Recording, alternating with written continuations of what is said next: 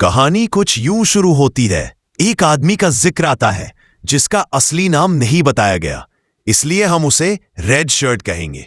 वो एक ऐसा इंसान है जिसने अनगिनत लोगों को मारा है और अकेले ही एक बड़ी माफिया कंपनी को संभालता है। रेड शर्ट कहता है, मैं अब सब कुछ छोड़ रहा हूं। यह सुनते ही उसके साथी गुस्से में अपने हथियार निकाल लेते हैं। रेड शर्ट शांत स्वर में कहता है, मैं बस रिटायर होना चाहता हूं, तुम्हारे लोगों से कोई दुश्मनी नहीं है। एक आदमी कहता है, क्या हम इसे मार दें? रेड शर्ट भी हमले की तैयारी करता है, लेकिन तभी बॉस हाथ उठाकर कहता है, रेड शर्ट तुम जा सकते हो, हमें अपने ही बीच खून खराबा नहीं करना चाहिए। सीन बदलता है।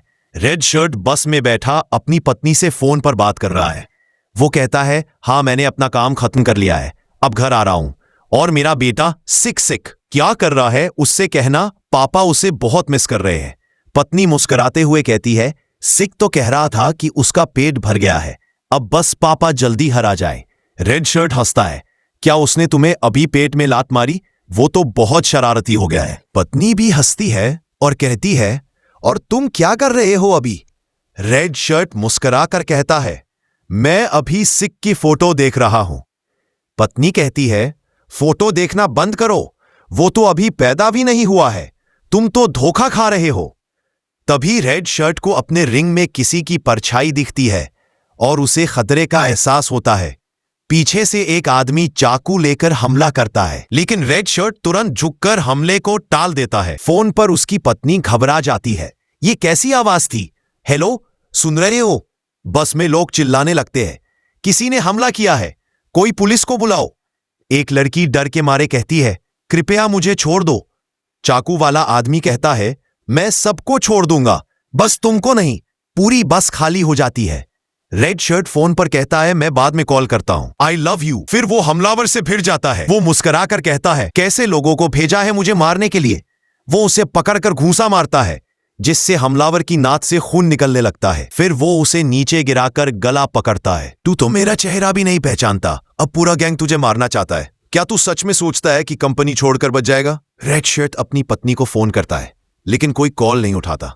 सीन बदलता है। मिजू, रेड शर्ट की पत्नी, खाना बना रही होती है, तभी दरवाजे पर दस्तक होती है। वो पूछती है, कौन है? आवाज आती है, मैं तुम्हारे पति का साथी हूं, उनकी रिटायरमेंट की चीजें देने आया हूं। वो हैरानी से कहती है, रिटायरमेंट? तभी वो आदमी जबरदस्ती घर में घुस जाता है। मिजू डरकर पीछे हटती है और गिर जाती है। वो उसका बाल पकड़कर चाकू उसकी गर्दन पर रख देता है। मिजू घबराई आवाज में कहती है, प्लीज मुझे जाने दो। रेड शर्ट दौड़ता हुआ घर पहुंचता है, लेकिन कोई कॉल नहीं उठ रहा होता। वो देखता है दरवाजे पर कई जूतों के निशान हैं। जैसे ही वो अंदर आता है, एक आवाज आती है, अरे तुम आ गए। वो एक आंख वाला आदमी कहता है, मुझे नहीं पता था तुम्हारा एक बच्चा भी है, यही वजह थी कि तुमने चेयरमैन से धोखा किया। रेड शर्ट शांत होकर पूछता है, क्या चेयरमैन को इसके बारे में पता है? वो कहता है, नहीं। फिर वो कहता है, क्या वो कमीना सच में मर गया? अचानक कई गुंडे हमला करते हैं। रेड शर्ट उनका हाथ तोड़ देता है, चाकू लेकर एक की गर्दन में वार करता है। 3 और लोग हमला करते हैं। वो एक को मार देता है, दूसरे को सीढ़ियों पर पटक देता है, तीसरे का सिर पकड़कर सीढ़ी पर दे मारता है। तभी ऊपर से एक और आता है और किक मारता है। सभी अंदर भागते हैं रेड शर्ट को खत्म करने, लेकिन एक बंदा बहुत शांत खड़ा होता है, सिगरेट पीते हुए, और पीछे से बस आवाज आती है, ओह। एक आदमी भागने की कोशिश करता है, लेकिन कोई उसे पीछे से खींच लेता है। खून बिखर जाता है। एक आंख वाला आदमी हंसकर कहता है, अब तुम वैसे ही लग रहे हो जैसे मैं तुम्हें जानता था। रेड शर्ट बदमाश अंदाज में एंट्री करता है। दोनों एक दूसरे की तरफ दौड़ते हैं, हथियार टकराते हैं और शुरू होता है भयावह मुकाबला। रेड शर्ट झुककर वार से बचता है। रेड शर्ट सामने वाले की टांग पर किक मारता है, उसका बैलेंस बिगड़ जाता है। रेड शर्ट उसे पकड़कर जोर से धक्का देता है, दोनों जमीन पर गिर जाते हैं। रेड शर्ट का चाकू जमीन में अटक जाता, वो वार चूक जाता है, लेकिन जैसे ही वो चाकू निकालता है, एक आंख वाला आदमी उसे धक्का देकर अलग कर देता है। एक आंख वाला उस पर हमला करता है। रेड शर्ट दोनों हाथों से वार रोक लेता है। रेड शर्ट उसकी तरफ देखता है, फिर दिखाया जाता है कि उसकी गर्दन पर हमला हुआ है। एक आंख वाला पीछे हटता है, वो अपने जख्म पर हाथ रखकर लड़ने की कोशिश करता है। रेड शर्ट उसका हाथ पकड़ता है और वार करता है। रेड शर्ट लगातार घातक वार करता है, गर्दन, हाथ और पेट पर। आखिर में वो उसे जोर से थप्पड़ मारता है और वो आदमी जमीन पर गिर जाता है। रेड शर्ट आगे बढ़ता है। वो आदमी घिसटते हुए कहता है, मैं तुमसे नहीं लड़ सकता, मुझे मार दो। रेड शर्ट उसे भी मार देता है। फिर वो उस कमरे में जाता है जहां उसकी पत्नी की लाश रखी है। एक फ्लैशबैक में दिखाया जाता है कि वो दोनों कितने खुश थे। अगला सीन फ्यूनरल हाउस। वहां उसकी पत्नी का ताबूत दिखाई देता है। रेड शर्ट फोन पर किसी से बात करता है। कुछ लोग मेरे घर आए थे। फोन के दूसरी तरफ से आवाज आती है, क्या तुमने उन्हें मार दिया? रेड शर्ट, हाँ, सबको। दूसरी तरफ से गहरी आवाज में कहा जाता है, मेरी गलती थी, कितने बेवकूफ नौकर है मेरे। फिर वो नरमी से कहता है, मूर्ख भी आखिर मेरा ही परिवार है। और फिर कहता है, हाँ, चेयरमैन का नाम ली क्वांगवान है। अब चेयरमैन कहता है, अब मेरे पास कोई और रास्ता नहीं बचा। वो गहरी और धीमी आवाज में बोलता है, अब लोग तुम्हें मारने के लिए आएंगे। रेड शर्ट कहता है, उसकी जरूरत नहीं है, और गुस्से में बोलता है, मैं खुद तुम्हारे पास आ रहा हूं। यहां से रेड शर्ट और उसकी पत्नी की फोटो दिखाई जाती है। रेड शर्ट अपनी बाजू की झुकरियां ऊपर चढ़ाता है और खुद से कहता है, अब मेरे पास कुछ भी नहीं बचा, लेकिन अब मैं वादा करता हूं, मैं सारी बातें खत्म कर दूंगा और जल्द वापस आऊंगा। अगले सीन में कोई सेब काटता हुआ दिखाई देता है और कहता है, मुख्यालय और लोगों की मांग कर रहा है, हमें और लोग चाहिए, हम क्या करें? हे आदमी, तुम कितने लोगों को खींच रहे हो उस एक कमीने को पकड़ने के लिए? फिर दोनों के चेहरे दिखाए जाते हैं। गंजा कहता है, इस बार मासूम टीम ही साफ हो गई, और मैंने सुना है कि चेयरमैन ने खुद सभी लाशें साफ करने का आदेश दे दिया। फैटी आदमी कहता है, क्या उसे अपने रिश्ते में कुछ गड़बड़ लग रही है या कुछ और है? उस आदमी में ऐसा क्या खास है कि अगर वो किसी पर हमला भी कर दे अपने गैंग के साथ तो उसे ही मार दिया जाता है? और मुख्यालय के वे कमीने उसके स्कूल के दोस्तों और रिश्तेदारों की शक्ति पर बैठे रहते हैं, उन सब पर हाथ तक नहीं डालते। गंजा कहता है, तुम ठीक कह रहे हो, सामने वाला तो एक रेड शर्ट है, लगता है कंपनी ने गलत आदमी से पंगा ले लिया। वो हथियारों के बीच एक दंत कथा जैसा है। एक बार जब वो एक्शन में आता है तो उसके पीछे बहुत लोग होंगे। अगर थोड़ी सी भी चूक हुई तो वही एक आदमी युद्ध शुरू कर सकता है। फैटी कहता है, इतना बड़ा चढ़ाकर क्यों बता रहे हो बेवकूफ, अफवाहें वैसे भी बढ़ती रहती हैं। कंपनी सामने खड़ी है, अकेले वो क्या कर लेगा? तभी कोई दरवाजा खोलकर अंदर आता है और किसी की परछाई दिखाई देती है। वहां खड़े लोग जोर से कहते हैं, पहला आदमी, तुम कौन हो? कोई डर के भाव के साथ बोलता है, तुम अंदर क्या कर रहे हो, जवाब दो। गंजा मुड़ता है, उसकी नजर आगे जाती है। जैसे ही वो चेहरे को साफ देखकर पहचानता है, उसकी आंखें फाटक जाती हैं, चेहरा फीका पड़ जाता है।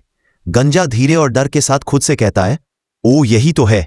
उसकी आवाज कहीं गले में अटक सी जाती है। रेड शर्ट गंभीर आवाज में कहता है, तो बस यही है बॉस? डर के साथ कहते हैं, क्या ये वाकई में रेड शर्ट है? क्या ये हमें पहले खत्म करने आया है? यहां क्या कर रहा है? आपने मुख्यालय क्यों नहीं गए? फैटी चाकू उठाकर कहता है, तुम सही समय पर आए हो, तुम अकेले आए हो। रेड शर्ट की तरफ बढ़ते, मुझे समझ नहीं आता तुम यहां क्यों आए, मुख्यालय क्यों नहीं गए? तुम्हारे पास तो काफी हिम्मत है। वो रेड शर्ट की कॉलर पकड़ता है और कहता है, लड़को, दरवाजा बंद कर दो, अब कोई बाहर नहीं निकलेगा। तभी किसी की आवाज आती है, अब बस करो, अगर ऐसा जारी रहा तो तुम सभी किसी हादसे के जिम्मेदार बनोगे। हमारे लड़के पूरी तरह डर से कांप रहे हैं, तुम्हारे कारण माहौल बहुत हाइपर हो गया है। फैटी कहता है, बॉस, क्या हम इस कमीने को जाने देंगे? मैं इसे एक सबक सिखाना चाहता हूं। बॉस कहता है, समझदार बनो और जाकर कॉफी ले आओ, दुखमान, वो हमारा मेहमान है। फैटी जूनियर को आदेश देते हुए कहता है, जाओ और कॉफी बना के लाओ। रेड शर्ट और बॉस बैठो। फिर बॉस कहता है, मैं हैरान हूं, तुम ऐसे समय पर भी पुराने आदमी के पास क्यों आ गए? क्या तुम्हारे कुछ लोग अभी भी मुख्यालय में है? रेड शर्ट कहता है, सबको इकट्ठा करो और एक कार तैयार रखो, मैं तुम्हारे लिए चेयरमैन ली क्वांग वॉन को मार दूंगा। फैटी कहता है, यह कमीना क्या बकवास कर रहा है? बॉस गहरी और धीमी आवाज में कहता है, दुखमान, मैं तुम्हें बता रहा हूं कि इससे दूर, वरना नतीजे खराब होंगे, कमीने। बॉस धीरे से अपनी कप रखता है, सब चुप्पी से देख रहे हैं। फिर वो ठंडे शब्दों में कहता है, क्या तुम थोड़े देर में आए हो? उत्तराधिकार की लड़ाई तो बहुत पहले खत्म हो चुकी है। देखो, क्वांगवान और नेविल परिवार ने तुम्हें बाहर फेंक दिया, अब तुम्हारी जिंदगी निर्वासन जैसा चल रही है। ऐसी हालत में तुम कैसे सोच सकते हो कि मेरे पास अब वो ताकत बाकी है? बॉस अपनी जेब से सिगरेट निकालता है। एक आदमी पास आता है और उसके लिए सिगरेट जलाता है और कहता है, वैसे अगर सीहक तुम्हें क्वांग वॉन के पास ले गया होता तो मेरे लिए और भी बेहतर होता। तुम्हारा क्या ख्याल है? रेड शर्ट कहता है, ये कमीना छोटा भाई सबसे बड़ा आतंक बन गया है। डर यही है कि अगर फिर टकराव हुआ तो ये दूसरी टांग भी छीन लेगा। तभी मोटा बीच में आ जाता है और कहता है, ये पागल कुत्ता फिर से भौंक रहा है। बॉस कहता है, रुको पार्क दुकमान, अब तुम्हारे बकवास का समय नहीं है। मोटा आगे बढ़ता है। रेड शर्ट शर्ट की कॉलर पकड़ लेता है। मुझे यह तब से पसंद नहीं आया जब यह बाहर आया। बॉस, मैं इस कमीने को संभाल लूंगा। फैटी रेड शर्ट कॉलर पकड़कर उसे लेकर जाने लगता है। छोड़ दो, यह लड़कों के सामने भी ठीक नहीं होगा। निकल जाओ कमीने, मैं तुम्हें एक बार में सुलझा दूंगा। आज तुम जिंदा नहीं बचोगे। रेड शर्ट ने यहां भी डर महसूस नहीं किया। लगता है या तो उसके पास बहुत हिम्मत है या बुद्धि कम है। उसके कुछ बोलने से पहले ही रेड शर्ट मेज से चाकू उठाकर आगे बढ़ता है और उसे पटक पटक कर छुरा घोंपता है। सब लोग हैरान हो जाते हैं।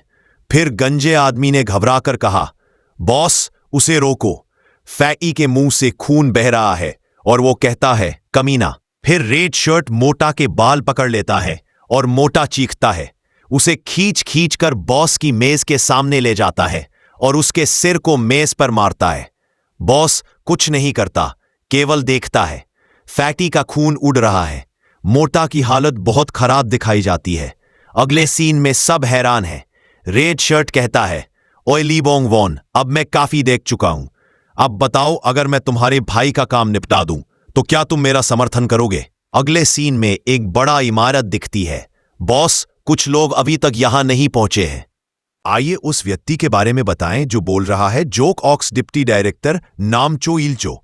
दूसरा आदमी थोड़ा हंसता है और कहता है, वाह क्या शानदार बात है। चेयरमैन के सीधे बुलावे पर देर से आना भी एक कला है, सच में प्रभावशाली। तीसरा व्यक्ति कहता है, भाई इन लोगों का हौसला तो देखो, इतनी देर से आने की भी हिम्मत चाहिए होती है। तभी गेट खुलता है और 3 लोग अंदर आते हैं। उनमें से एक कहता है, जब ये बूढ़ा खुद कह रहा था कि हम बहुत महंगे हैं तो अब हमें बुला क्यों रहा है? दूसरा कहता है, आओ मैं समझ गया, वही पुराना काम होगा। अगर ऐसा है तो हमसे ज्यादा भरोसेमंद कोई नहीं। तीसरा कहता है, सब लोग चुप रहो, अब चेयरमैन के सामने खड़े हो जाओ, थोड़ा सम्मान दिखाओ। हम चेयरमैन से बहुत समय बाद मिल रहे हैं। सबके चेहरों पर तनाव साफ दिखता है। फिर चेयरमैन कहता है, बताओ क्या तुम ये कर पाओगे? उनमें से एक जवाब देता है, बस हमें टीम का सपोर्ट दे दीजिए, बाकी हम संभाल लेंगे। आप बस भरोसा रखिए, काम हो जाएगा, सब कुछ हम देख लेंगे। रेड शर्ट के हाथ में कार की चाबियां हैं। फिर बॉस कहता है कि नेविल जरूर आएगा जैसे ही लीक खत्म होगी। क्वांगवान, मैं पहले से ही तैयार हूं, पर क्या तुम तैयार हो? रेड शर्ट कहता है, मैं काम कर दूंगा, बस सपोर्ट दे दो। वह मुड़ता है और निकलने लगता है और कहता है, अगर तुम चाहते हो कि मैं तुम्हारे भाई को मार डालूं तो बस सपोर्ट करो। अब कंपनी पर मिलते हैं। बॉस मुंह पर हाथ रखकर अपनी हंसी दबाने की कोशिश करता है।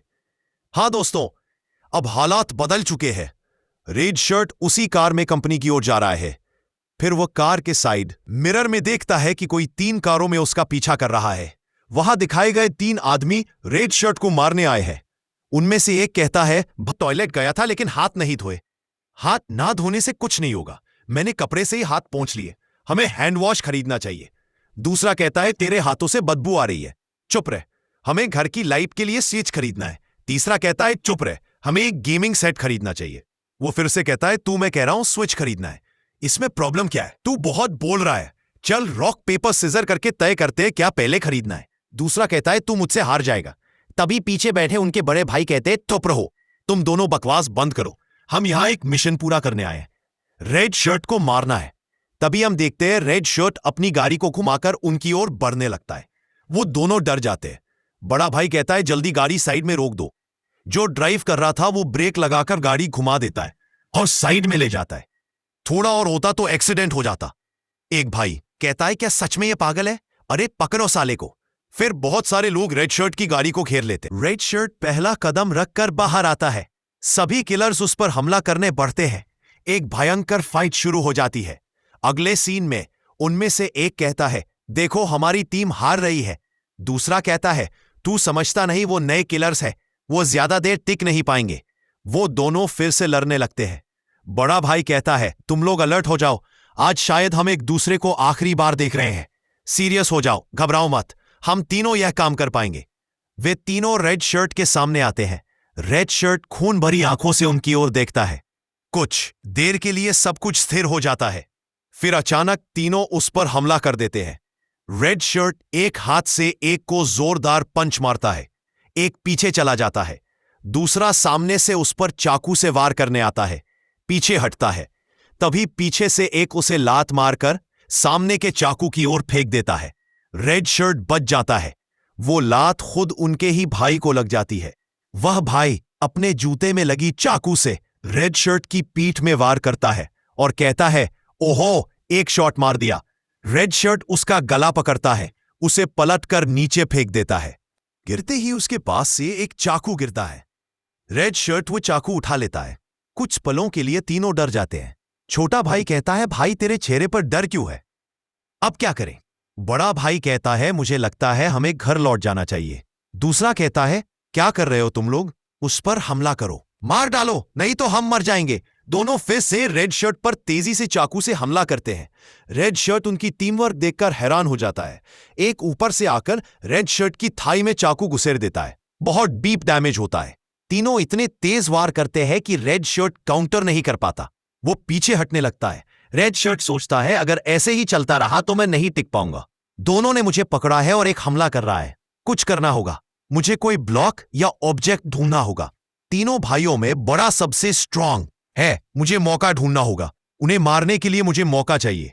रेड शर्ट एक लोहे के पिलर के पास चला जाता है। एक कहता है, भाई देखो वो हार रहा है। बड़ा भाई कहता है, चुप रहो, ध्यान लगाओ। रेड शर्ट उस पिलर का इस्तेमाल डिफेंस के लिए बहुत चालाकी से करता है। बड़ा भाई सोचता है यह सिचुएशन हमारे पक्ष में होनी चाहिए, लेकिन पता नहीं क्यों मेरा दिल कहता है हम उसे मार नहीं पाएंगे। सच में वह बहुत डरावना है। उसकी आंखें देखकर लगता है वो अगर मौका पाए तो हमें खा जाएगा। क्यों वो इतना भयानक है? ऐसा लगता है जैसे उसने कुछ कीमती खो दिया है, जिसके कारण अब उसे मौत का डर नहीं। सच में मैं ये काम छोड़कर अपने भाइयों के साथ घर जाना चाहता हूं। तभी एक छोटा भाई आगे जाकर गलती से वार मिस कर देता है। रेड शर्ट शैतान की तरह उसकी ओर देखता है। वो एक परफेक्ट मौका पाता है। रेड शर्ट उसका गला पकड़कर सिर्फ 1 सेकंड में इसके पेट और सीने में चाकू घुसेड़ देता है। बाकी दोनों कहते हैं, प्लीज उसे रोक दो। वे दोनों चाकू फेंक कर कहते हैं, हम हार मानते हैं, प्लीज हमारे भाई को छोड़ दो। छोटा भाई रोते हुए कहता है, मेरी एक गलती से सब कुछ खत्म हो गया। तभी रेड शर्ट उसकी गर्दन में चाकू मार देता है। रेड शर्ट कहता है, क्या हुआ तुम लोगों को? तुम तो मुझे मारने आए थे, अब डर क्यों रहे हो? अगर जिंदा रहना है तो दोनों चाकू उठाओ और मुझ पर हमला करो। तभी वे दोनों चाकू उठाकर बहुत तेज हमला करते हैं। एक चाकू मारता है, रेड शर्ट उसे जंच करता है और उसे एक गैब मारता है। दूसरा चाकू से वार करता है, रेड शर्ट उसका हाथ पकड़कर उसी को चाकू मार देता है। फिर रेड शर्ट उस पर चाकुओं की बारिश कर देता है। दूसरे को इतनी जोर से लात मारता है कि वह नीचे गिर जाता है। वो कहता है, हमारा तो किस्मत ही खराब है। तभी रेड शर्ट उसे भी सुला देता है। हम देखते हैं उसके चाकू मारने के कारण गाड़ी पर खून से सना एक रेड शर्ट दिखता है। अगले सीन में पूरी कंपनी को पता चल जाता है कि वह तीनों मिशन में फेल हो गए। एक ही जगह पर 18 लोग मारे जाते हैं। रेड शर्ट की लोकेशन अब तक पता नहीं चलती। कंपनी के लोग अलर्ट हो जाते हैं। एक कहता है, या तो हमने रेड शर्ट को ढूंढ लिया है, वो आप सामने है। वॉकी टॉकी से आवाज आती है, क्या कहा तुमने? हम देखते हैं the fighting legend red shirt बाहर खड़ा है। वो कंपनी के सामने खड़ा है। हम देखते हैं कोई डर के कहता है, जल्दी कर, वो रेड शर्ट यहां आ चुका है। हम देखते हैं कोई डर के कहता है, रेड शर्ट यहां आ चुका है, जल्दी कर। रुक, मैं भी वहीं आ रहा हूं। साइड से कोई कहता है, टीम लीडर मैं भी आपके साथ हूं। मुझे डर लग रहा है, अगर आपको कुछ हो गया तो। वो आदमी दरवाजे पर खड़ा होकर कहता है, तू चुप रह, तैयार हो जा, रेड शर्ट आ रहा है। मैं नहीं चाहता किसी को कोई नुकसान पहुंचे। मैं तुम्हारा टीम लीडर हूं। देखते हैं मैं बात करके इसे रोक सकता हूं या नहीं। तू कुछ और जानना चाहता है? अगले सीन में हम देखते हैं रेड शर्ट खून से सनी आंखों के साथ खड़ा है। उसके लाइफ की व्हाइट शर्ट अब पूरी रेड शर्ट बन चुकी है। रेड शर्ट कंपनी के लोगों के सामने खड़ा है। वो सामने एक आदमी को फोन पर देखता है। फोन के उस पार है head of security. Head of security कहता है, उसे अंदर जाने दो। अंदर बहुत सी आंखें हैं, बहुत से लोग हैं जो उसे मार देंगे। ये कंपनी पूरी कोशिश करेगी ध्यान रखने की। नीचे खड़ा सिक्योरिटी आदमी कहता है, मुझे आदेश मिला है, उसे जाने दो, उसे रोको मत। तब सभी लोग डर के मारे हट जाते हैं। रेड शर्ट सीना तान के आगे बढ़ता है। कोई दौड़ते हुए आता है और कहता है, प्लीज रेड शर्ट, क्या तुम सच में ये करने वाले हो? मैंने सुना क्या हुआ, तुम्हारे साथ रुको, मैं इसे सुलझाने की कोशिश करूंगा, प्लीज, और पागलपन मत करो, मैं नहीं चाहता कि तुम मर जाओ। रेड शर्ट कहता है, मानसू तुम मेरे बच्चे के लिए कपड़े लाए थे, मैंने वह ले लिया, मेरी वाइफ मीजो को वो बहुत पसंद आया। थैंक्स मानसू, सच में मैं तुम्हें बहुत रिस्पेक्ट करता हूं। मानसू सोचता है, मैं सच में अब इससे ज्यादा कुछ नहीं कर सकता। उसके लिए हम देखते हैं मानसू रेड शर्ट के लिए चिंता करता है। अगले सीन में हम देखते हैं रेड शर्ट अंदर जाने लगता है। आसपास के लोग नॉर्मली बातें कर रहे होते हैं, लेकिन सब रेड शर्ट के पीछे पीछे चलने लगते हैं। रेड शर्ट जाकर लिफ्ट के अंदर खड़ा होता है। जैसे ही लिफ्ट का दरवाजा बंद होने लगता है, तभी कोई आकर दरवाजा फिर से खोल देता है और सब अंदर घुस जाते हैं। रेड शर्ट कहता है, मेरे पास बहुत काम है, तो चलो जल्दी, मैं अपना काम खत्म करता हूं। हम देखते हैं लिफ्ट का दरवाजा बंद होता है और अंदर सभी लोग रेड शर्ट पर अटैक कर देते हैं। लिफ्ट का दरवाजा बंद हो जाता है। अगले सीन में हम देखते हैं चेयरमैन ली वॉन आराम से बैठा है। वो कहता है, मेरे बड़े भाई ली बोंग वॉन का क्या हाल है? पास से हेड ऑफ सिक्योरिटी कहता है, मैंने उनके पास के सारे हथियार ले लिए हैं, उनके सारे हथियार सेमिनार में जमा किए, लेकिन उनके आदमी से खबर आई है कि वो आज छुट्टी पर है। आज वो सब रेस्ट लेंगे, लेकिन मुझे लगता है वो भी इन समस्याओं में नहीं पड़ना चाहते। पर मुझे समझ नहीं आता आप ये सब क्यों कर रहे हैं? चेयरमैन ली क्वांगवॉन कहता है, मैंने सुना है रेड शर्ट मेरे बड़े भाई ली बोंगवॉन से मिला है। जो भी हो तुम सोच सकते हो, मैं ज्यादा कर रहा हूं। चेयरमैन हमें अपने पास की कहानी बताता है। वो कहता है, ये मेरी चेयरमैन बनने से पहले की कहानी है। ली बोंगवॉन कहता है, ली क्वांगवॉन तुम वो सनवो कंस्ट्रक्शन की प्रॉब्लम संभालो। मैं नहीं चाहता हमारे प्रोजेक्ट के दौरान कोई रुकावट आए। हमारे पिता तुम्हारे ऊपर बहुत उम्मीदें रखे। हम देखते हैं ली बोंगवॉन एक हथौड़ी लेकर आगे बढ़ता है। एक आदमी बंधा हुआ होता है, वो रोने लगता है। ली बोंगवॉन उस आदमी के सिर पर हथौड़ी मारकर उसे मार देता है। ली बोंगवॉन कहता है, तुम ठीक से काम करो। ली क्वांगवॉन ये सब देखकर पहली बार शॉक में आ जाता है और कहता है, था। अगले सीन में हमें पास्ट का और हिस्सा दिखाया जाता है। ली क्वांगवॉन कहता है, ओह हम आ चुके हैं। मैंने कभी सोचा नहीं था कि वो लोग इतनी प्रॉब्लम क्रिएट करेंगे। ये लोग बहुत ओवर कर रहे हैं। देखो तुम शांत रहो, मैं इस प्रॉब्लम को सॉल्व कर लूंगा। ठीक है। ली क्वांगवॉन और रेड शर्ट कमरे के अंदर जाते हैं। रेड शर्ट आसपास का माहौल देखकर फील करता है ये लोग हमें नुकसान पहुंचा सकते हैं। ली क्वांगवॉन कहता है, मैं ली क्वांगवॉन हूं, आपसे मिलकर अच्छा लगा, आप कैसे हैं? वो आदमी उसे इंसल्ट करता है और कहता है, तू आया क्यों? प्रेसिडेंट ली वोंगवॉन कहा है, कितना इरिटेटिंग है ये सब, मैं तुझसे बात नहीं करना चाहता, तू किसी काम का नहीं, शाला, इतना बड़ा हिम्मत तेरा, अगर मैं चाहूं एक कॉल करके तुझे नीचे गिरा सकता हूं, समझा क्या? तभी हम देखते हैं वो लोग दरवाजा लॉक कर देते हैं। वो सब ली क्वांगवॉन और रेड शर्ट को घेर लेते हैं। वो आदमी एक पेपर देता है और कहता है, ये ले यहां साइन कर, नहीं तो तेरा हाल बुरा होगा। ली क्वांगवॉन ये देखकर बहुत हैरान हो जाता है। रेड शर्ट आता है और उस आदमी से कहता है, क्या हुआ, इस काम के चक्कर में फंस गया? उसके चेहरे पर जोर से थप्पड़ मार देता है। यह देखकर ली क्वांगवॉन फिर से हैरान हो जाता है। रेड शर्ट उसका बाल पकड़कर जोर से टेबल पर पटकने लगता है और कहता है, अब मैं तुझे सिखाऊंगा कैसे इंसानों की इज्जत की जाती है, कैसे लोगों से बर्ताव किया जाता है। आसपास के सारे लोग उस पर टूट पड़ते हैं। रेड शर्ट उन्हें भी पीटना शुरू कर देता है, उन्हें मारकर बुरा हाल कर देता है। यह सब देखकर ली क्वांगवॉन हैरान हो जाता है, क्योंकि उसने कभी यह सब नहीं देखा था। हम देखते हैं ली क्वांगवॉन उस डॉक्यूमेंट पर अंगूठा लगाता है, फिर बाहर चला जाता है। अंदर रेड शर्ट सबकी अच्छी केयर लेता है। ली क्वांगवॉन कहता है, यह सच में खतरनाक था, मैं किसी इंसान को साथ लाया था, कोई किलर को नहीं। यह मेरे लिए बहुत मुश्किल भरा था, आपने इतनी डेंजरस चीज क्यों की? रेड शर्ट कहता है, मुझे नहीं लगता मैं हार गया हूं, हमने अपना काम पूरा किया, यही सबसे बड़ी बात है। ली क्वांगवॉन बहुत शॉक्ड हो जाता है। वो प्रेजेंट में अपने हेड ऑफ सिक्योरिटी को कहता है, तुम जानते हो सब लोग रेड शर्ट को डेंजरस क्यों कहते हैं? क्योंकि उसमें बहुत हाई लेवल की एबिलिटी और फाइटिंग स्किल्स है। जब वो किसी दुश्मन को मारना चाहता है तो मरने के बाद भी उसे मार कर ही मरेगा। वो ये नहीं देखता कि कितना खून बहेगा, जब तक दुश्मन का खून नहीं बहता वो नहीं रुकेगा। जो उसके खिलाफ लड़ाई करना चाहता है वो आखिर में उसी के हाथों मारा जाता है। उसे देखकर बहुत लोग डर से कांप जाते हैं। रेड शर्ट जैसा अच्छा इंसान वैसा ही बुरा बन जाता है जब कोई उसे नुकसान पहुंचाता है। वो आखिरी दम तक लड़ता है जीतने के लिए। जिसे मरने का डर नहीं होता वो तो एक डेविल की तरह लड़ाई करेगा जब तक उसके दुश्मन का खून नहीं बहता। हम देखते हैं लिफ्ट से एक व्हाइट शर्ट निकलती है जो अब पूरी तरह रेड शर्ट बन चुकी है। एक आदमी फोन पर कह रहा है, बॉस आप बस आदेश दीजिए। और फिर हमने सुना वो ली बोंगवॉन से बात कर रहा था। ली बोंगवॉन फोन पर कह रहा था, ठीक है अब हमें काम शुरू कर देना चाहिए, जाओ तुम लोग काम शुरू करो, अगर तुम्हारी जान भी चली जाए तब भी ये काम पूरा होना चाहिए। और फिर वो लोग उस कंपनी के बिल्डिंग की ओर बढ़ने लगे। मैं खुद नहीं समझ पा रहा हूं ली बोंगवॉन किसके साइड में है। वो अपने छोटे भाई ली क्वांगवॉन के साथ है या फिर रेड शर्ट के अगले ही पल रेड शर्ट लिफ्ट से बाहर निकलता है। वो सीधा आगे बढ़ने लगता है और देखो सब डर के मारे एक साइड में खड़े हो जाते हैं। कोई कहता है जल्दी और लोगों को बुलाओ, और तभी एक आदमी डर के मारे उसकी तरफ चाकू से हमला कर देता है, लेकिन रेड उसे चकमा देता है और उसी के कंधे में छुरी घुसा देता है।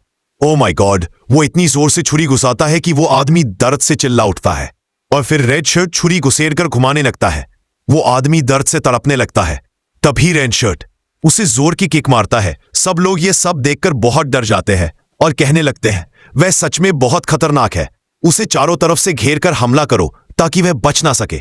और रेड शर्ट गुस्से से सबकी तरफ देखने लगता है। फिर अगले सीन में हमने देखा वो टकला कहता है बॉस अब हमें क्या करना चाहिए, हम तो संख्या में बहुत कम है। और ली बोंगवॉन कहता है यह मैटर नहीं करता कि हम संख्या में कम है, जंग सिर्फ संख्या से नहीं जीती जाती, उसके लिए चाहिए चालाकी और बुद्धि। एक लीडर को हर जगह अपनी स्ट्रेटजी और दिमाग से राज करना होता है। क्या तुम्हें लगता है अगर रेड शर्ट तुम्हारे सामने खड़ा हो तो तुम एक तलवार या चाकू से उसे मार पाओगे?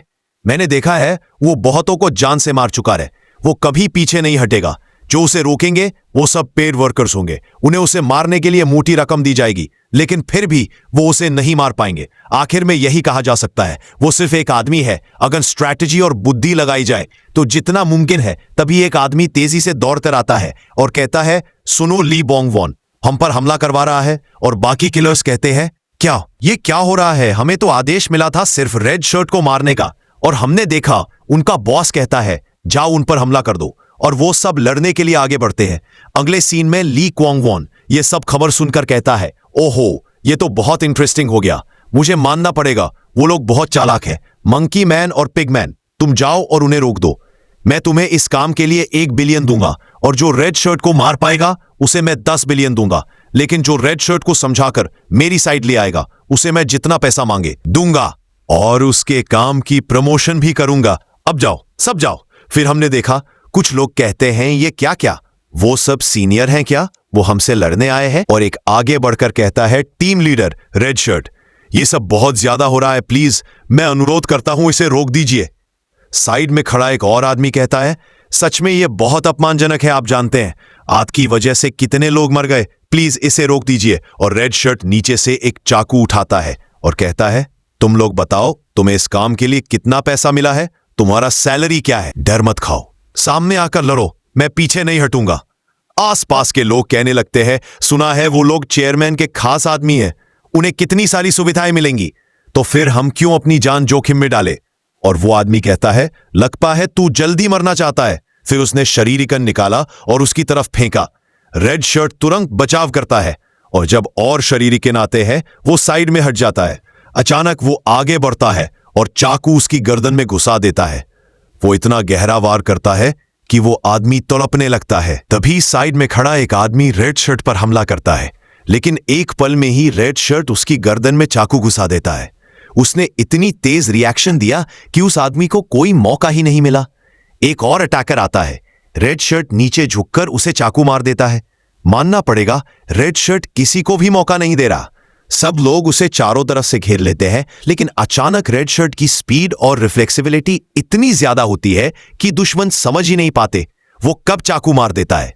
वो इतना तेज हो जाता है कि सामने जो भी आता है वह उसे खत्म कर देता है। तभी उस पर एक और हमला आने लगता है। वो उसे देखते ही चकमा देता है। वो आदमी उस पर लगातार हमले करने लगता है और कहता है तू शाला मर जा। उसके पास एक लोहे की चैन होती है, वह उसे चारों तरफ से रेड शर्ट पर हमला करता है। रेड शर्ट फिर से सारे हमले चकमा देता है और उसकी गर्दन पर चाकू से कट मार देता है। रेड शर्ट को महसूस होता है पहले जो 3 भाई थे जिनसे वह लड़ रहा था उनमें से एक ने उसकी जांघ में चाकू घुसेड़ दी थी, जिससे अब उसे चलने में तकलीफ हो रही है। बदले की आग में वो आगे बढ़ता है। हमने देखा रेड शर्ट जिसकी गर्दन में चाकू घुसी थी वो नीचे गिरा पड़ा है। वो कहता है प्लीज मुझे मत मारो। फिर वो जोर जोर से चिल्लाने लगता है तू लोग खड़े क्यों है, इस शाले को मार डालो, उसे मारोगे तो तुम्हें 10 बिलियन मिलेगा। आसपास के लोग कहते हैं क्यों हम करें, क्या हम पागल है, हम उसे नहीं मार पाएंगे, तू कर पहले, मैं क्यों करूं। और हमने देखा रेड शर्ट उस आदमी को जान से मार देता है और कहता है ओए क्या हुआ, तुम लोग आओ मुझे मार डालो। और पैसे ले जाओ। अगर तुम मुझे नहीं मारोगे तो वो 10 बिलियन मेरा है। तुम में हिम्मत है तो सामने आओ, मुझे मत कहो कि तुम डर रहे हो। रेड शर्ट की ऐसी बातें सुनकर सब लोग गुस्से से उस पर हमला कर देते हैं और बैकग्राउंड में रेड शर्ट कहता है, जिन्होंने मेरी सफेद जिंदगी को लाल कर दिया, मैं उनकी जिंदगी को भी रेड शर्ट की तरह खून से रंग दूंगा। अगले सीन में हमें दिखाया जाता है ग्राउंड फ्लोर में ली बोंगवन के लोग और ली क्वांगवन के लोग फाइट कर रहे हैं। चेयरमैन के लोग, डॉग रोस्टर, पेग मंकी सब ली बोंगवन के लोगों को मार रहे हैं। एक आदमी बोलता है, इससे फाइट करेगा कौन? दूसरा कहता है, कोई बात नहीं, मैं कर रहा हूं, इससे फाइट हम देखते हैं। वह इस आदमी से फाइट करने वाला है। अगले सीन में हम देखते हैं मानसू और उसके लोग लिफ्ट से ऊपर जा रहे हैं। एक आदमी कहता है, टीम लीडर, क्या हम सच में ये काम करने जा रहे हैं? मुझे डर लग रहा है। टीम लीडर मानसू बोलता है, उसे मारने पर चेयरमैन हमें 10 बिलियन देगा। तुम ही बताओ कौन नहीं चाहेगा इतना पैसा? वैसे भी अगर मैं उसे समझाकर ले आ सका तो बात बन जाएगी। बाकी दो लोग डर से कांप रहे हैं। हम देखते हैं लिफ्ट का दरवाजा खुलता है और बहुत सारे लोग भागना शुरू कर देते हैं। एक आदमी डर कर कहता है, ये सब क्या हो रहा है? यहाँ की स्थिति तो बहुत ही खराब है। हम देखते हैं सब लोग पागलों की तरह उसकी ओर दौड़ रहे हैं। हजारों छुरियां रेड शर्ट की ओर जा रही है। वो आदमी यह देखकर सोचता है, ये कैसे पॉसिबल है? चारों तरफ से इतना हमला, इतने सारे अटैक एक ही समय में, सब कुछ डच करना कैसे पॉसिबल? यह सच में इम्पॉसिबल है। यह बहुत डेंजरस है। ये जैसे कैसा इंसान है? क्या वो सच में इंसान है या कोई डीमन? वो ऐसे फाइट कर रहा है। मुझे लगता है वो हार मानने को तैयार ही नहीं है। जो लोग उस पर अटैक कर रहे थे वो कह रहे हैं, इस बास्टार्ड को मारते रहो थोड़ा और, हम इसे मार देंगे। हम देखते हैं रेड शर्ट के पीछे से कोई उस पर हमला करने ही वाला है। तभी मैनसू आकर रेड शर्ट की मदद करता है। रेड शर्ट कहता है, क्या हुआ? तुम मेरी जान क्यों बचा रहे हो? मैनसू रेड शर्ट को कुछ नहीं कहता, बल्कि आसपास सब लोगों से जौर से कहता है, तुम लोग सब क्या पागल हो? क्या कर रहे हो तुम लोग? क्या तुम्हें सच में लगता है कि तुम लोग रेड शर्ट को मार सकते हो? देखो इस लड़ाई में कितने लोग मर गए हैं। मैं कह रहा हूं, अब रुक जाओ। चेयर डैन पर तुम लोग सच में भरोसा करते हो क्या वही तुम्हें 10 बिलियन देगा? मैं एक सीनियर होने के नाते तुम्हें आदेश दे रहा हूं। साइड से एक आदमी कहता है, अब कुछ करने का कोई मतलब नहीं, हम तो किलर है, हम पैसे के लिए लोगों को मारते हैं। अगर इस काम को करते हुए मर भी आए तो भी क्या फर्क पड़ता है? दूसरा कहता है, ये साला हमें धोखा दे रहा है। हम जानते हैं तू भी 10 बिलियन चाहता है, पर वो 10 बिलियन मुझे चाहिए। तू एक धोखेबाज है, तू चालाकी से सारा पैसा ले जाएगा। सब मिलके इसको भी मार डालो। यह आदमी एक गद्दार है। हम देखते हैं स्थिति बहुत ही खराब हो जाती है। सब कुछ कंट्रोल के बाहर चला जाता है। इतने लोगों के साथ फाइट करते करते रेड शर्ट की हालत बहुत ही खराब हो जाती है। सब लोग उन पर हमला करने लगते हैं। तभी रेड शर्ट साइड से भाग जाता है। भागते वक्त वो एक आदमी को छुरा मार देता है। सब उसके पीछे दौड़ते हैं। धोखेबाज मैनसू कहता है, उसे जाने मत दो, उसे पकड़ो। बहुत सारे लोग दौड़ते हुए देखते हैं कि रेड शर्ट भागकर सीढ़ियों के फ्लोर पर खड़ा है। रेड शर्ट वहां इसलिए खड़ा होता है ताकि ये सारे किलर्स चारों तरफ से हमला ना कर सके। ये किलर सिर्फ सामने से आ सके। सारे किलर्स पागलों की तरह रेड शर्ट की ओर बढ़ते हैं।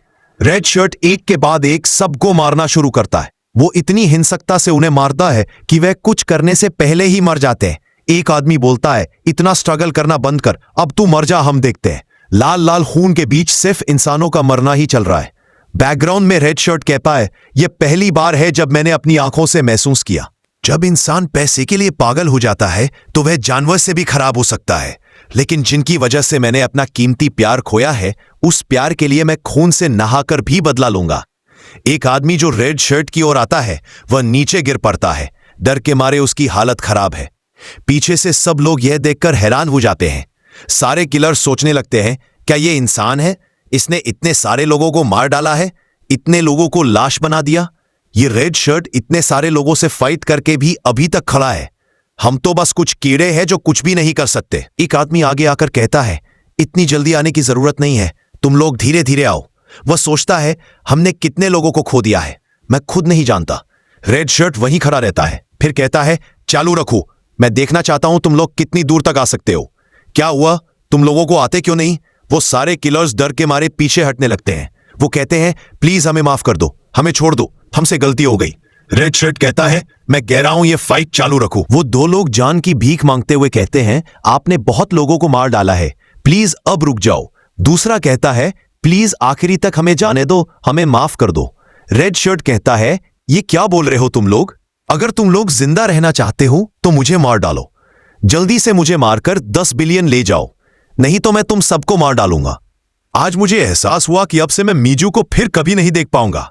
पता नहीं क्यों मुझे ऐसा लग रहा है जैसे ये मेरे जीवन का सबसे खुशहाल समय है। क्या मैं इस खुशी को बनाए रख पाऊंगा? मुझे नहीं पता क्यों ऐसा लग रहा है कि मेरे अंदर कुछ हमेशा के लिए खो जाने वाला है। क्या मैं सब कुछ ठीक रख पाऊंगा? तभी रेड शर्ट की पत्नी मीजू कहती है, जल्दी नाश्ता करने आओ, देखो समय निकल रहा है। मैंने खाना टेबल पर रख दिया है। अरे वहां क्यों खड़े हो, जल्दी नाश्ता करो, ऑफिस के लिए देर हो जाएगी। क्या हुआ तुम्हें? क्या कल रात कोई बुरा सपना देखा था? आओ बैठो और नाश्ता करो। रेड शर्ट कहता है, हाँ क्या तुम कुछ कहना चाहती हो? मीजू कहती है, मैं खाना खाने के बाद डॉक्टर के पास जाऊंगी, बच्चे के लिए कुछ और टेस्ट करवाने हैं, डॉक्टर से कुछ और सलाह भी लेनी है, इसलिए मैं खाने के बाद घर पर नहीं रहूंगी। सोच रही हूं डॉक्टर से मिलने के बाद मां के पास भी चली जाऊं, इसलिए घर पर नहीं रहूंगी। राइस कुकर में चावल है और फ्रिज में सूप रखा है, उसे गर्म करके चावल के साथ खा लेना। क्या हुआ तुम्हारी आंखों को? क्या तुम किसी बात की चिंता में हो? सुन रहे हो मैं क्या कह रही हूं? रेड शर्ट कहता है, हाँ सुन रहा हूं, और हाँ धन्यवाद, तुमने अपनी गर्भावस्था के बावजूद मेरे लिए खाना बनाया। डॉक्टर से मिलने के बाद सीधे अपनी मां के घर चली जाना, मैं वहां से तुम्हें लेने आ जाऊंगा, इसलिए चिंता मत करना। मिजू कहती है, अरे तुम्हें आने की जरूरत नहीं, मां का घर बहुत पास है, इसलिए मेरी चिंता मत करना। समझे, अचानक कोई आवाज आती है। किसने कहा कि सब कुछ ठीक है? क्या तुम सोचते हो कि तुम इतनी शांति से जी पाओगे? मैं तुम्हारी इस शांति को नष्ट कर दूंगा। मिजू कहती है, क्या हुआ, खाना अच्छा नहीं बना क्या? क्यों कुछ बोल नहीं रहे? सुन रहे हो मैं क्या कह रही हूं? फिर वह आवाज कहती है, क्या तुम सोचते हो कि तुम्हारी पत्नी जिंदा है? तुम एक हत्यारे हो। हत्यारे का कोई परिवार नहीं होता। तुम्हारी पत्नी तुम्हारे ही अपराध के कारण मरी है। यह तुम्हारी गलती है, तुम्हारी वजह से सब कुछ बिगड़ गया। तुम्हारी गलती के कारण ही मेरी मौत हुई और मैं और मेरा बच्चा इस श्राप में फंस गए। अब रोने से कुछ नहीं होगा, रोने से कुछ भी ठीक नहीं होगा। तुम्हारी सफेद शर्ट अब लाल हो चुकी है, जाओ और इस लाल शर्ट को धो दो ताकि तुम्हारी जिंदगी की लाल शर्ट फिर से सफेद बन सके। रेड शर्ट कहता है, मिजू तुम सही कह रही हो, यह मेरी गलती है, मैं ही इसके लिए जिम्मेदार हूं। ठीक है मैं अभी आता हूं, खाने के लिए तुम खाना तैयार रखना। अगले दृश्य में हम देखते हैं रेड शर्ट खुद से कहता है, लेकिन अब क्या फायदा, मैं कुछ भी नहीं कर पाया, सब कुछ एक पल में खत्म हो गया। मैंने अपनी सारी खुशियां, अपना सबसे कीमती चीज खो दिया। फिर पता चलता है कि यह सब उसकी कल्पना थी। मनसी सोचता है, आखिर इस आदमी रेड शर्ट ने कितने लोगों को मारा होगा? सच में यह सोचकर भी हैरानी होती है। मनसू कहता है, क्या तुम सो रहे हो रेड शर्ट? उठो और होश में आओ। देखो मैं तुमसे कह रहा हूं यह सब बंद कर दो। मैं नहीं चाहता कि तुम यह सब दोबारा करो। मैं देख रहा हूं कि इस समस्या का हल कैसे निकाला जा सकता है।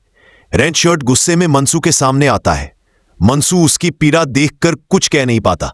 मनसू कहता है, लगता है ली बोंगवॉन के लोग चेयरमैन ली क्वांगवॉन के आदमियों को रोक रहे हैं, इसलिए उन्हें आने में समय लग रहा है।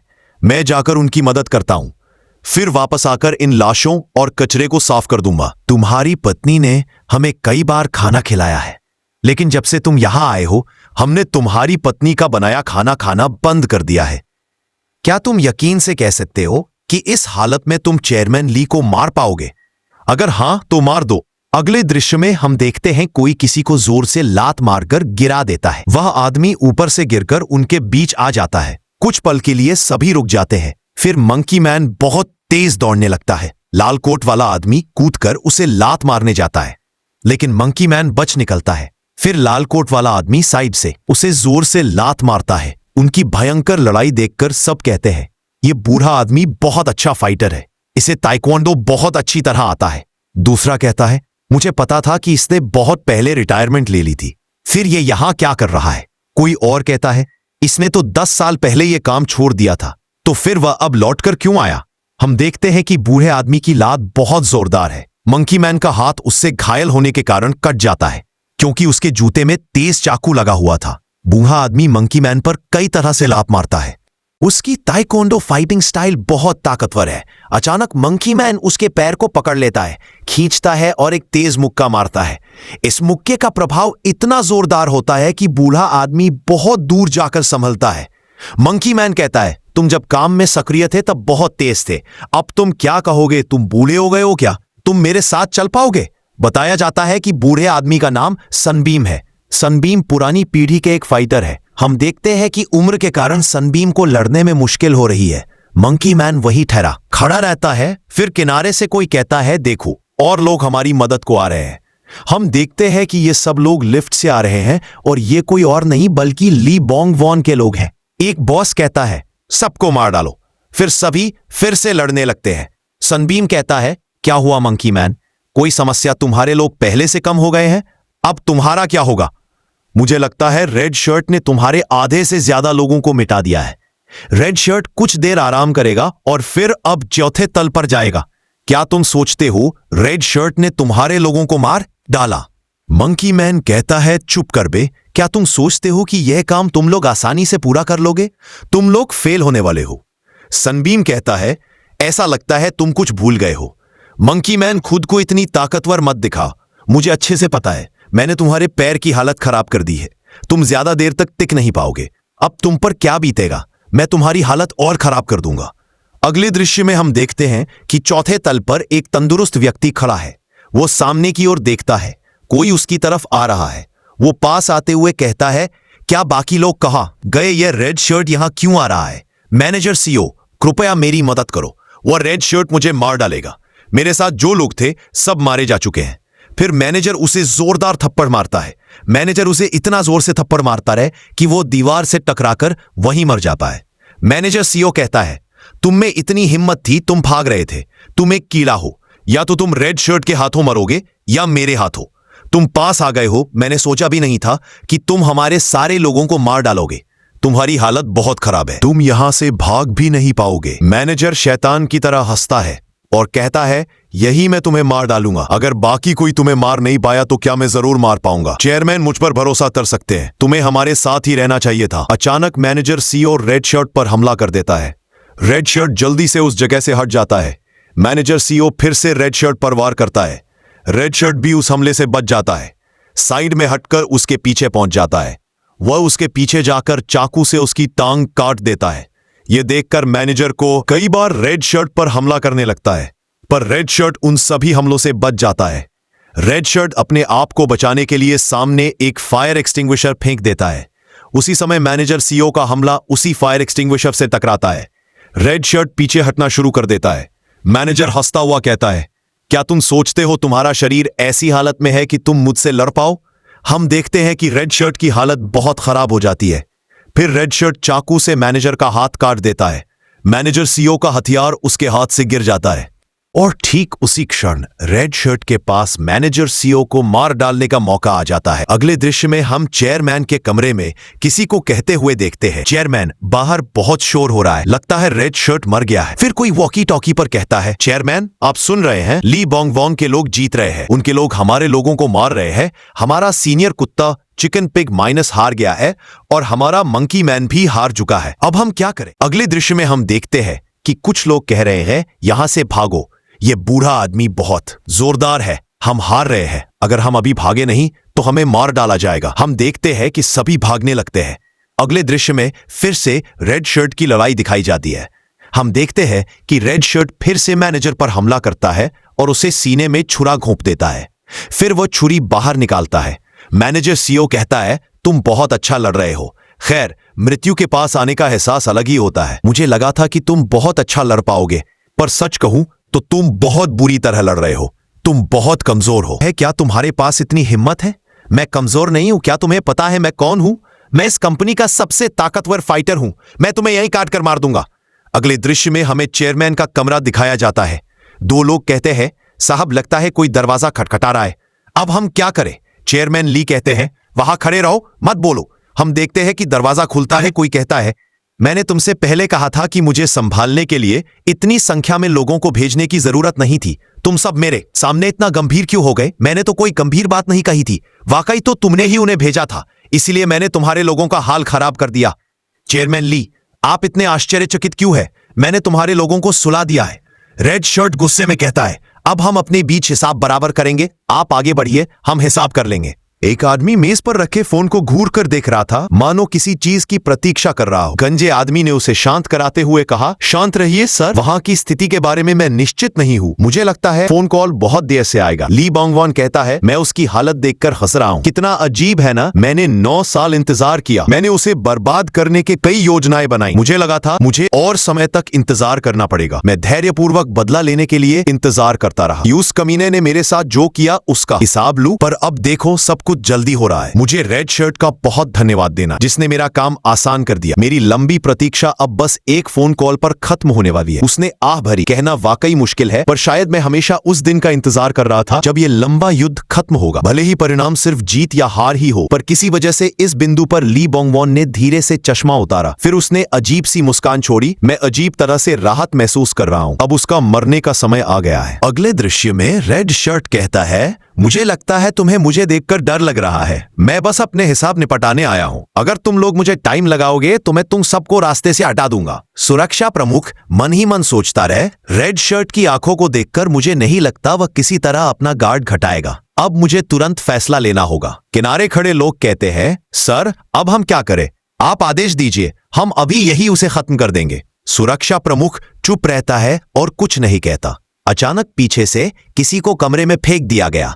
अगला व्यक्ति जो सामने आया वो सनबीम था। वह आदमी सिर पकड़कर चीखते हुए गिड़गिड़ाया, मुझे मत मारो। लेकिन सनबीम ने बस शांत तरीके से उसे लांघा और कमरे में चला गया। फिर किसी ने कहा, ऐसा लग रहा है रास्ता साफ हो गया है। अगर अब हमारे सामने कोई कांटा आ भी गया तो उसे फेंकने में ज्यादा समय नहीं लगेगा। और अगर फैसला अभी नहीं लिया गया तो कौन जाने पहले किसकी दुनिया छूट जाए। इसलिए मैं कहता हूं कि बेवजह खून के साथ खिलवाड़ नहीं करना चाहिए। जो हिसाब करना चाहता है उसे करने दो। सच बताऊं तो कुछ लोग सत्ता के नशे में अंधे हो जाते हैं और अपनी ही मौत बुला लेते हैं। एक और आदमी कहता है, सर वो सारे लोग यहाँ आ गए हैं। सर कुछ कहिए, हम क्या करें? सुरक्षा प्रमुख गंभीर होकर खड़ा रहता है पर कुछ नहीं कहता। मनसू सोचता है, मुझे सच में ये सब देखकर हैरानी हो रही है। इस इलाके की सबसे बड़ी किलर कंपनी आज खत्म होने वाली है। क्या रेड शर्ट सच में आज इसे अंजाम तक पहुंचाएगा? चेयरमैन ली ने अपनी बूढ़ी आयु में गलत इंसान से दुश्मनी कर सनबीम और मानसू पूरी तरह सतर्क थे। सनबीम के सिर से अब भी खून बह रहा था, पर उसकी रौबदार मौजूदगी कम नहीं हुई। लड़ाई के लिए तैयार थी। सुरक्षा प्रमुख उन सबको देख रहा था जैसे किसी नतीजे पर पहुंच चुका हो। अचानक उसने हाथ उठाया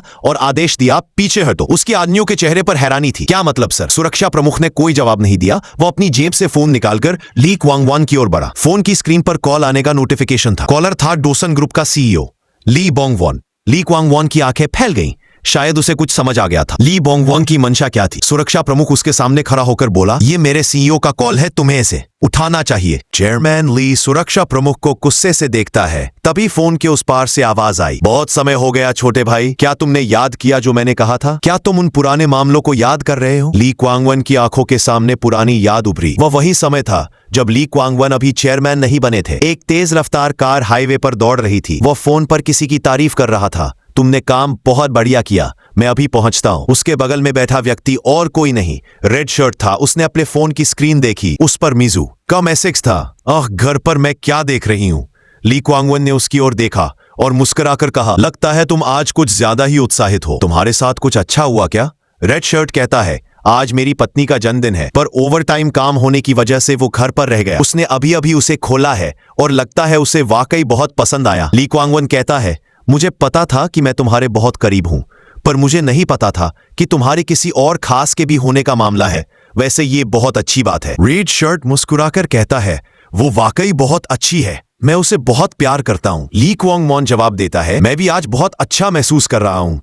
आज मैं बहुत शांत हूं क्योंकि मेरे पास कोई काम नहीं है। तुम्हारे पास भी कोई काम नहीं है। अब मैं तुम्हें छुट्टी देता हूं। घर जाओ, परिवार के साथ समय बिताओ और आराम करो। ली क्वांगवॉन कहता है, ड्राइवर गाड़ी रोक दो। फिर रेड शर्ट से कहता है, अब तुम्हें चिंता करने की जरूरत नहीं, घर जाओ। रेड शर्ट कहता है, कोई बात नहीं, मैं काम कर सकता हूं। ली क्वांगवॉन मुस्कुराकर कहता है, ठीक है, खुश रहो, मैं तुमसे कल फिर मिलूंगा। रेड शर्ट गाड़ी से उतरता है। ली क्वांगवॉन के अजीब व्यवहार को देखकर वो कुछ समझ नहीं पाता। फिर वो सोचते हुए कहता है, अब मुझे मीजू को कॉल करना है। वो फोन लगाता है, हेलो मीजू, आज हम साथ में रात का खाना करेंगे, मैं आ रहा हूँ, तैयार रहो। गाड़ी का ड्राइवर कहता है, सर बिना चीफ के यहाँ जाना ठीक नहीं होगा। ली क्वांगवॉन शांत स्वर में कहता है, चिंता मत करो, वहाँ की हालत बिल्कुल ठीक है। अगर रेड शर्ट वहाँ रुकेगा तो और समस्याएं बढ़ेंगी। अब हमसे मिलेंगे। इतना कहकर कार ने रफ्तार पकड़ ली। ली क्वांगवॉन कहता है, आज से मेरी किस्मत यहीं से बदल जाएगी। आज रात में अपना मकसद पूरा करूंगा। मैं अपना जीवन बदलने की दिशा में पहला कदम उठा रहा हूँ। उस शाम किसी बंदरगाह पर कारें एक सीध में लगी थी, जैसे किसी जोरदार टकराव की तैयारी हो रही हो। कुछ ही समय बाद एक आदमी कार से उतरकर उतरा। वह ली क्वांगवॉन था। एक व्यक्ति ने अंदर आने का संकेत दिया। बस ऐसे ही वे दोनों निगाहों से बचते हुए अंदर चले गए। राज परिवार के 3 लोगों में से सिगरेट पीते हुए एक कहता है, क्या वही है जिसे नेविल बदले चुना एक और कुत्ता पैदा हो गया। अब यह व्यक्ति हमारे हुक्म पर उठेगा और बैठेगा। लिवोन अंदर जाता है। हम देखते हैं कि एक आदमी बंधा हुआ है। वह ली बोंगवॉन है। ली बोंगवॉन कहता है, यह कौन है? क्या तुम हो ली क्वांगवॉन? ये सब क्या चल रहा है? ली क्वांगवॉन कहता है, कुछ नहीं है। क्या तुम सोचते हो तुम बहुत आगे निकल जाओगे? अगर हमारे पिता को इस बारे में पता चला तो तुम्हारा क्या होगा? तुम जानते हो, इसे बंद करो। ली क्वांगवॉन कहता है, ओ सच में तुम पिता के पहले पुत्र हो, इसलिए पिता ने तुम्हें बहुत प्यार किया, पर अब वह बैलिस्टिक शहर चले गए हैं। अब तुम्हारा क्या होगा? मैं तुम्हारे शब्दों पर हंसता हूं। तुम सोचते हो मैं ये सब करूंगा पर पिता को जिंदा रखूंगा? मैं उसे भी मार डालूंगा। ली बोंगवॉन कहता है, यह संभव नहीं, तुम अकेले ये सब नहीं कर सकते। कौन तुम्हारा साथ दे रहा है? किस वजह से तुम इतनी आत्मविश्वासी हो? ली क्वांगवॉन कहता है, अब इन बातों के बारे में सोचने का कोई लाभ नहीं। सच तो यह है कि हमारे नेविल परिवार ने निर्माण का काम कोरियाई शाखा को दे दिया और बाकी सभी ऑफर रिजेक्ट कर दिए। वहां से एक कंपनी ने मुझे प्रस्ताव दिया, अगर मैं उनके साथ काम करूंगा तो वे मुझे नेविल परिवार का अध्यक्ष बना देंगे। ली बोंगवॉन कहता है, तुम सच में पागल हो गए हो। तुम इतनी बड़ी कंपनी का कारोबार उस राज परिवार को दे दोगे? तुम अपना दिमाग खो बैठे हो। अगर मैं न होता तो यह कंपनी बहुत पहले डूब जाती। जो वे करने वाले हैं वह हम सबके लिए खतरा होगा। इसे बंद करो। ली क्वांगवॉन कहता है, असल में जैसे एक टिश्यू पेपर इस्तेमाल के बाद फेंक दिया जाता है, मुझे भी वैसे ही ट्रीट किया गया। उसके बाद मुझे पैरों तले रौंदा गया। मैं बहुत दिनों तक परछाई में रहा। अब मैं पूरे राज परिवार पर हक चाहता हूँ। अब ये मेरा मौका है ईमानदार बनने का। जब हर कोई किसी को अनदेखा करता है